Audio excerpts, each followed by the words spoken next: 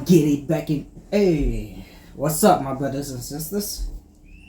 We giving you them videos For back. years, people have talked about Drake giving new artists a major boost with a feature, either on one of their songs or guesting on his projects. Because he's seen as putting so many rappers on over the years, it's no surprise that a lot of them feel indebted to him. I messaged Drake like, he a cool dude, you know what I'm saying? He like, he real observant. So this has been in a long time. Like 2018, we're gonna make it happen, but we made it happen for real. But while we all know the success stories of people like Lil Baby and 21 Savage, what happens when the Drake cosign backfires and becomes the highlight of your career? And does that feature from Drizzy come with strings attached? That means you can never escape his shadow? From Kendrick Lamar accusing Drake of, quote, running to Atlanta when he needs a few dollars, and specifically mentioning how he uses his features with rappers like Future, 21 Savage, Lil Baby, and 2 Chainz as a way to be more accepted by the culture, it highlights a deeper point that I want to dive more into later in the video. Cause these days, we have What's the rappers first like song you Broadway, guys a heard top-selling rapper with a Like, die-hard the first fan base, and song the you ability to heard sell out huge venues worldwide, from even Drake. going as far as to turn First down a one. feature from Drake. So it's clear I think that something mine is fishy started is from the going bottom. on. But before we get into how things went so wrong, I first need to explain how Drizzy got this reputation as a cheat code for success. By the year 2020, Drake assisted 32 artists to their highest Hot 100 position at the time.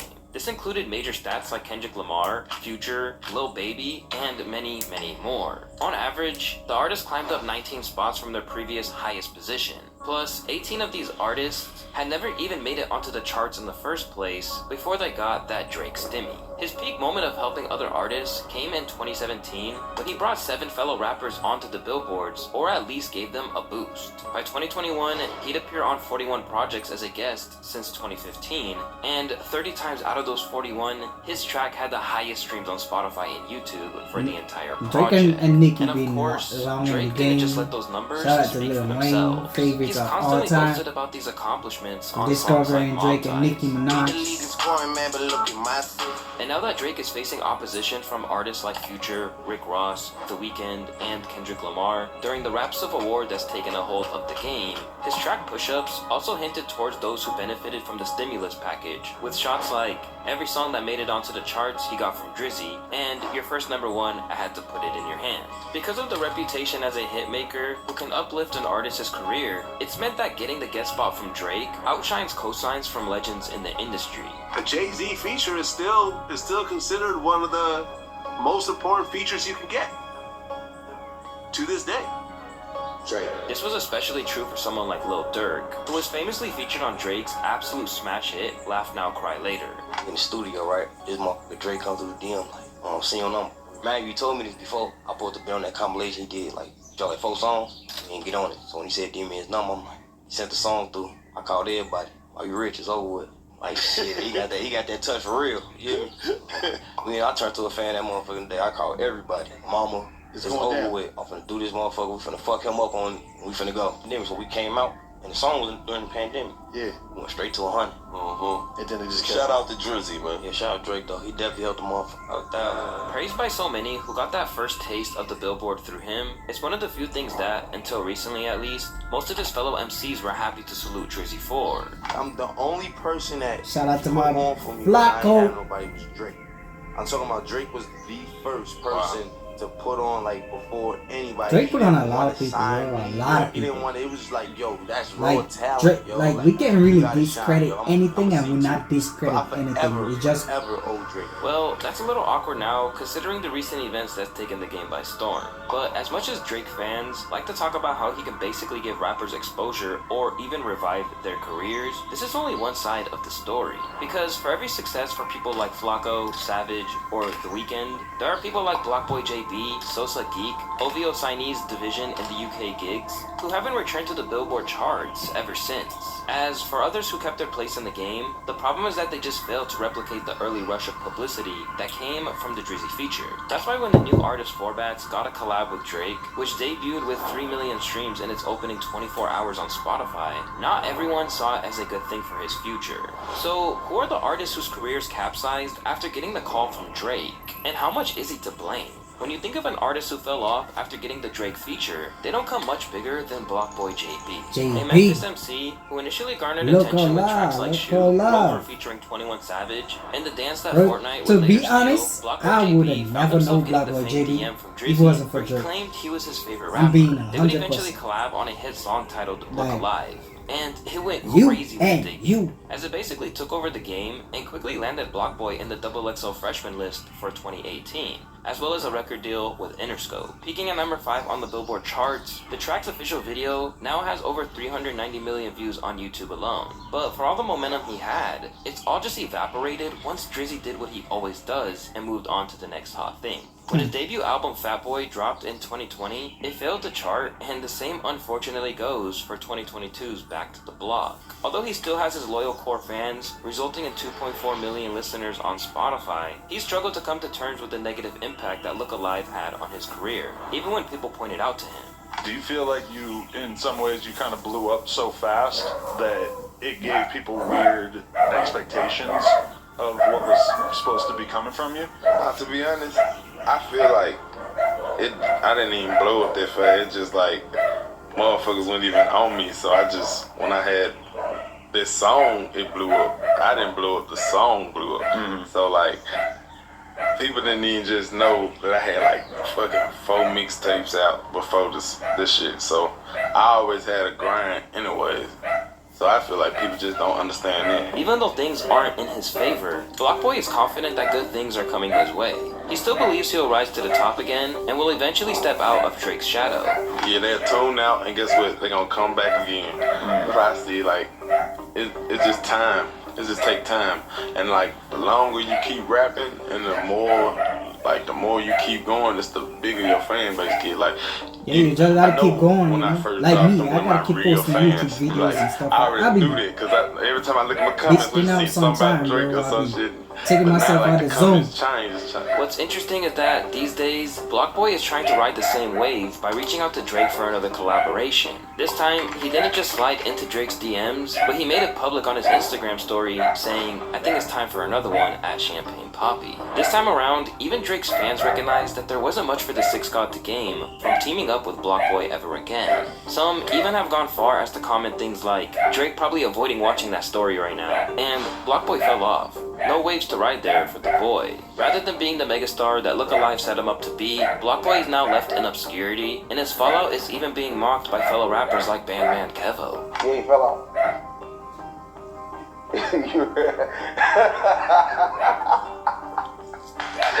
I don't care. He shouldn't have said nothing about me. He fell off. He do not got no money like me. He shouldn't have came at me. He fell off. All that dancing and doing this with the leg shit is over with. It's over with, bro. You don't got it. Once riding a wave that Drake hopped on, only to jump off before it faded, Blockboy isn't alone and briefly benefiting from Drake's knack for recognizing what's hot in the culture. Sometimes this phenomenon even extends to rappers from Drake's own city, which was the case for a rapper by the name of Smiley.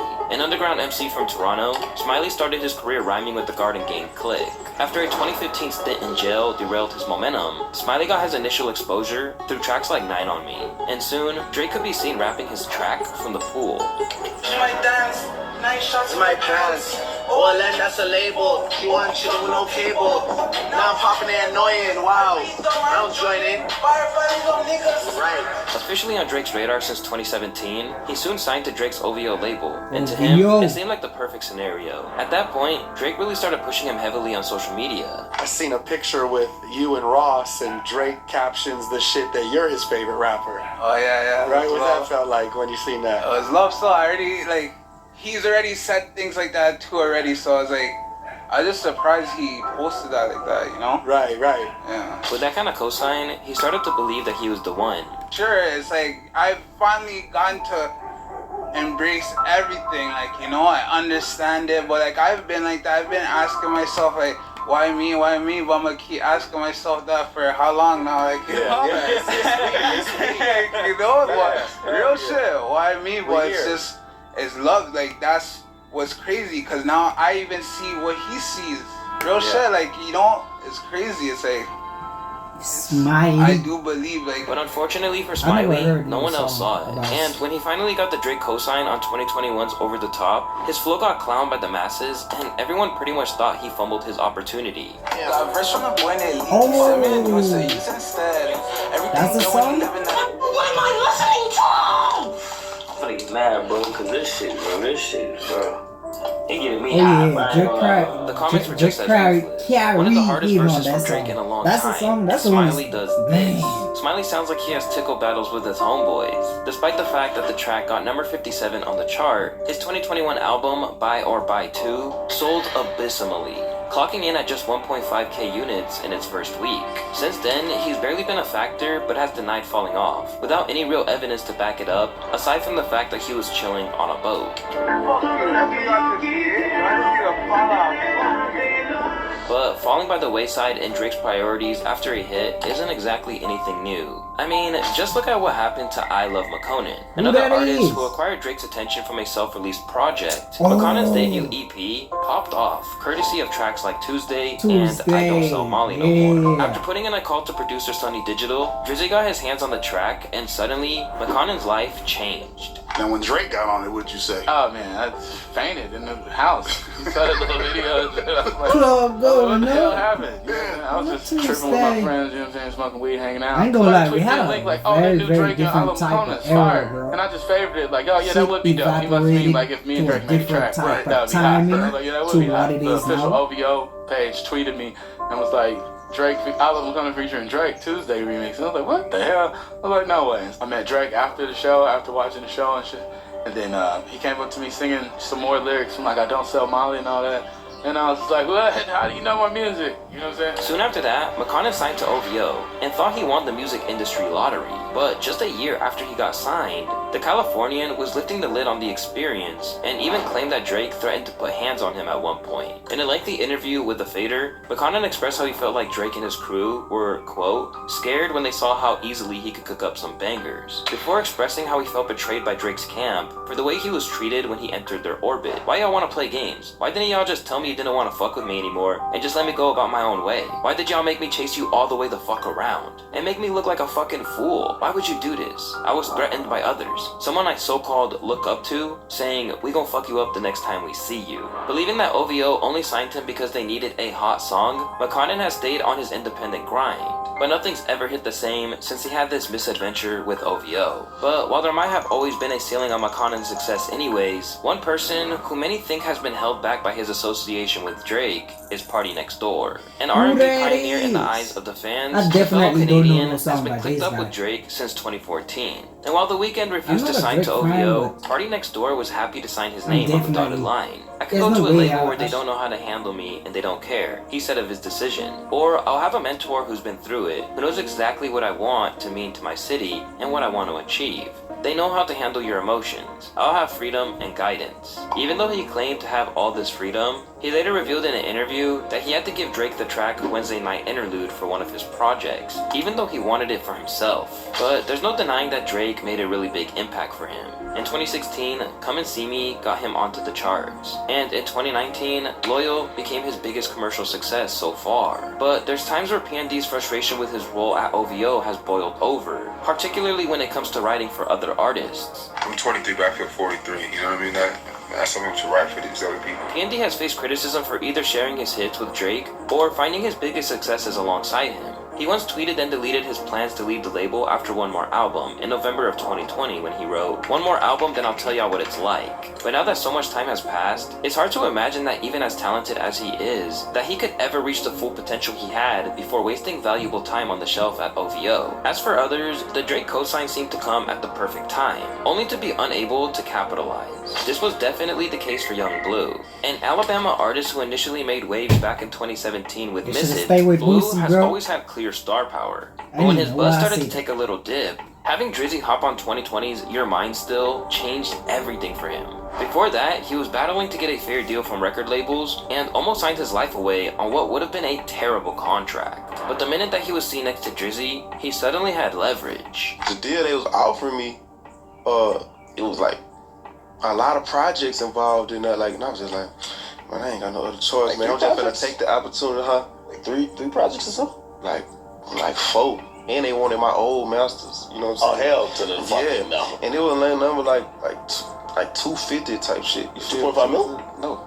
250,000. Like in advance. Okay, just put it in For perspective. full project you know what I'm and saying? your old masters? Like, before the Drake record dropped, well, soon as the Drake record dropped, I was having bidding wars between $8 and $9 million.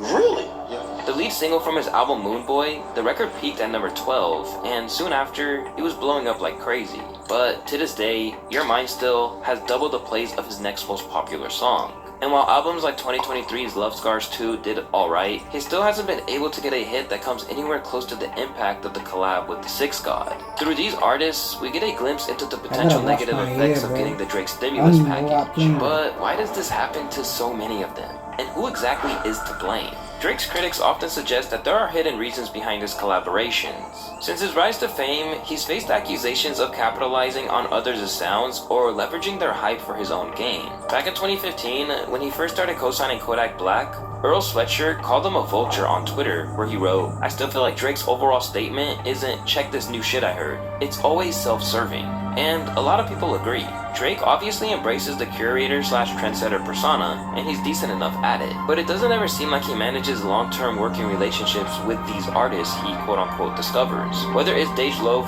Fetty, or McConan, it feels like nothing can happen in hip-hop without him. He's a vampire. But according to Drake, it's nothing as sinister as that. Whether it's UK rap or Afrobeat he's tapping into, it's just because he's a music lover. I like to enjoy what's going on, man. I appreciate all these young people creating all these things. You know, it takes some real energy and synergy to create a good song. Yeah. I hate that people think that me being into music from these kids that are trying to make it and trying to build a name for themselves is oh, that's some culture vulture. What does that even mean? I don't understand what that means. Yeah. Would you rather me not exactly acknowledge anything or support? That's some hater shit, but it is what it is. I see it a lot, and I guess people have their own outlook on it. But it's fair to say that not everyone thinks it's as straightforward as that. In the eyes of the TDE rapper Daylight, he'll just use them up and throw them away. We live in an era where people need to suck other people's juice. So they're going to make friends with him, especially you know who. He's going to make friends with him. He's going to try to do a song with him and feed off of him like he does every other thing, right? What's going to happen is they're going to get on your records, they're going to take your style, and they're going to blow up, and then when you dry out, they're going to keep going. And when you look at the careers of people like Blockboy JB and McConan, he might have a point. Then you have the problems he faces with the artists on his label. Similar to P&D's experience, there's a feeling that many of the artists are fueling the Drake machine. OVO's Majid Jordan once described a studio setup that was way more similar to a boot camp than it was to a recording session, where artists are secluded, working tirelessly on projects without outside contact. The result? Well, it gave us hits like Just Hold On, We're Going Home, which, as many of you know, is one of Drake's most popular tracks. But it's stories like this that alter some fans' perceptions to the point that they believe Drake operates a musical sweatshop disguised as a label. So when his newest signee, Forbats, joined, they were trying to warn him about what to expect. Welcome to the sweatshop, Forbats. Your stay is indefinite. To noted Drake stan academics, there are definitely problems that arise from the Drake stimulus package. Drake has successfully cleared himself of a number 2. This was artistry and wizardry at its finest. Hear me out. Drake rocked all these newcomers to sleep that could be possibly an incumbent. Okay, little baby, alright, man. See, Drake never hates on the new guy. He just shows him overly love and almost gets credit for the new guy come up. Then after a while, he steps away from the nigga. And shit never looks the same. But when it comes down to it, Drake is ultimately free to give a feature to whoever he wants. And if they're not on his label, he doesn't owe them anything else. In fact, while it might give these rappers a buzz in wake of the track dropping, it's not his job to give them a whole career.